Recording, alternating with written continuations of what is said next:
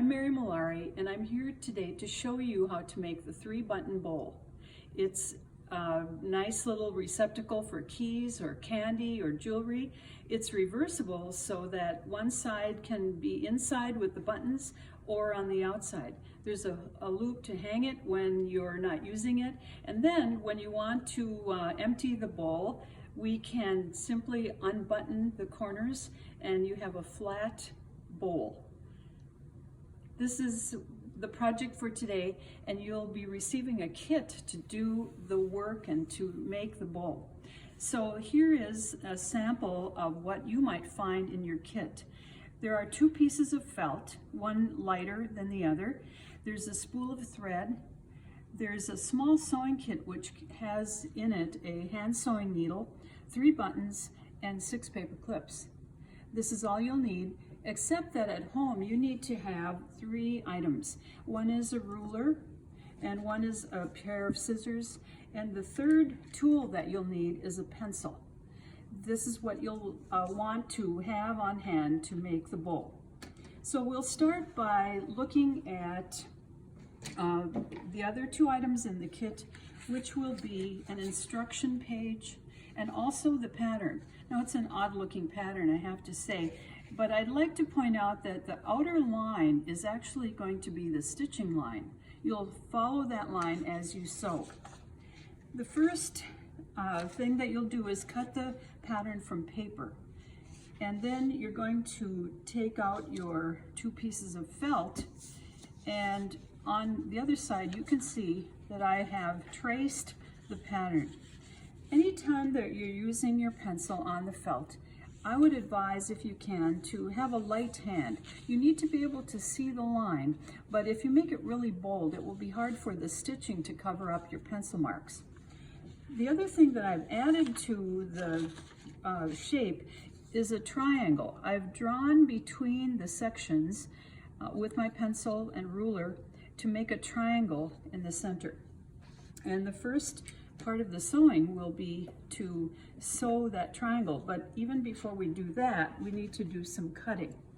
Here is my shape, and you've noticed that I didn't put the shape right up to the edges.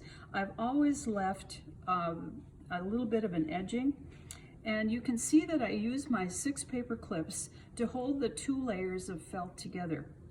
And then I sewed my triangle, the first one, and then inside that triangle I sewed a second one, maybe 1/4 of an inch or 1/8 of an inch inside the first one. So we can work with this and save the scraps, because we can use those perhaps for another project down the road. Then we have another sample to show the sewing. So on this sample, you see that I have next sewn all the way around the entire shape. Again, when you're sewing curves, now this is a little bit of a challenge for some people who are new to sewing, and the main tip I can share is sew slowly around these kind of sharp curves. You get to do 6 of them all together, and when you sew slowly, you have more control of the machine, or even if you're sewing by hand, you just want to take it easy and not try to go too fast. Now you see we still have this edge all the way around our shape, and in my next sample I can show you that I've trimmed it even closer to the stitching line, and I've used pinking shears. Now you might have these on hand, but if not, you can go to your Arrowhead Regional Library and borrow a pair of pinking shears to make this nice, interesting edge. Felt does not ravel, so we don't have to worry about odd threads.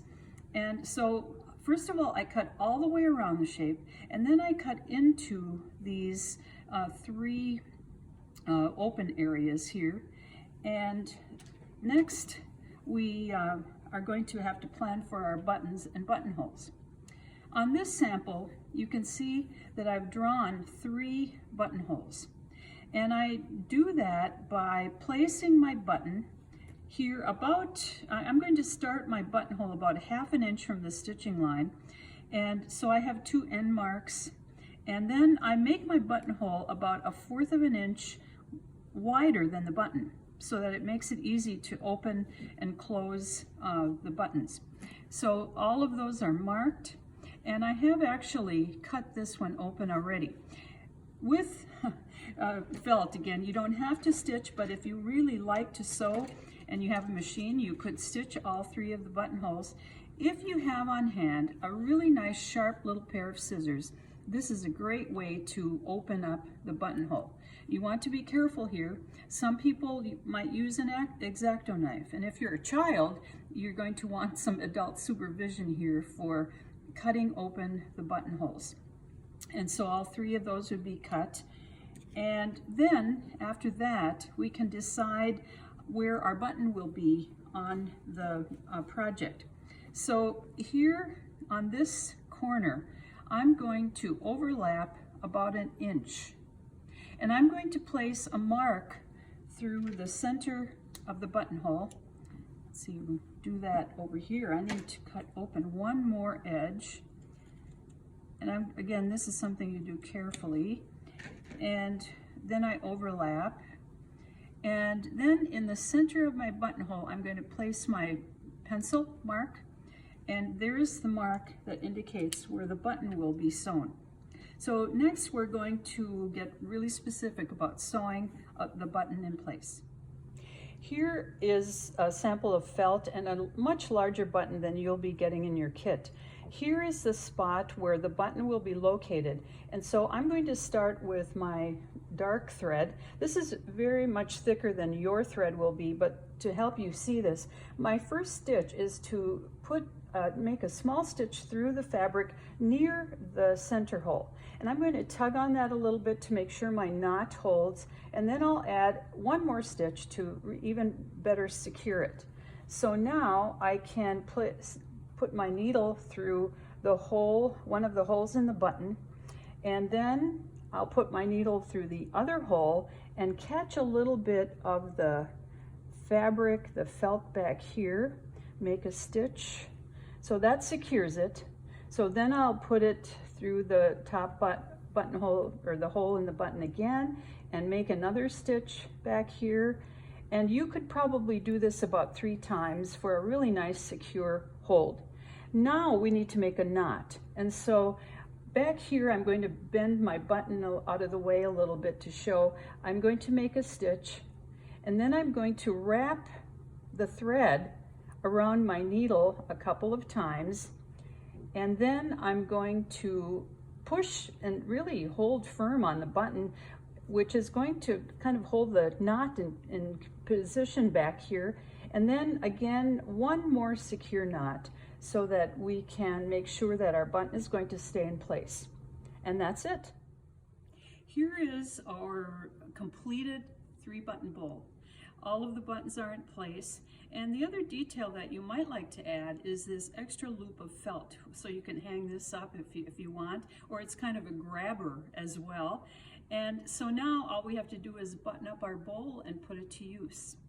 I have some other samples to show you because this is fun. There are many other ways, and here is a 3-button bowl that is made and sewn completely by hand. So you might like or prefer this way of making it. I have another one made from 2 different fabrics. The green inside is felt, and the outside of the bowl is laminated cotton fabric, which also does not ravel, so it's a whole different kind of fabric bowl. And then the third one is from my old blue jeans. You might have some of those on hand too. You can see the edges are frayed a bit, and maybe you'll trim some of those off, but this is a really casual, fun bowl to make.